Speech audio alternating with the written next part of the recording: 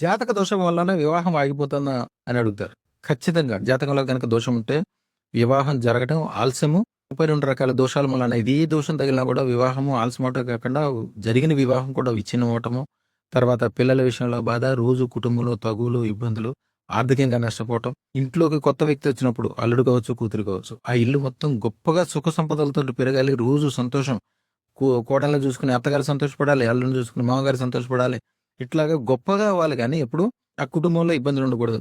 దానికి అదృష్టత్నం ఒకటే కారణం. అదృష్టత్నం పెట్టుకున్న తర్వాత ఆ రోజు వరకున్న దోషాలు 32 రకాల దోషాలు ఆ దూది తీసుకెళ్ళి అగ్నిగుండంలో ఏస్తే ఎట్లా కాలిపోతాయి అట్లా కాలిపోవడం కాకుండా అతి త్వరగా వివాహం అవటమే కాకుండా ఆ కుటుంబం మొత్తం సుఖంతోటి, సంతోషంతోటి, పెరుగుదలతోటి ఆ జీవితంలో ఎప్పుడు ఇంత గొప్పలున్నాయి, ఇంత ఐశ్వర్యాలున్నాయి, లోకం ఇంత గొప్పగా ఉందని తెలియనంత చాలా మంచిగా అయిపోతది మేమిచ్చే అదృష్టత్నంలో.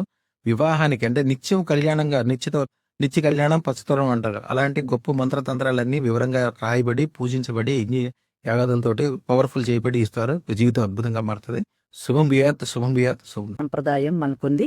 ఆ సాంప్రదాయాన్ని పాడు చేయకండి.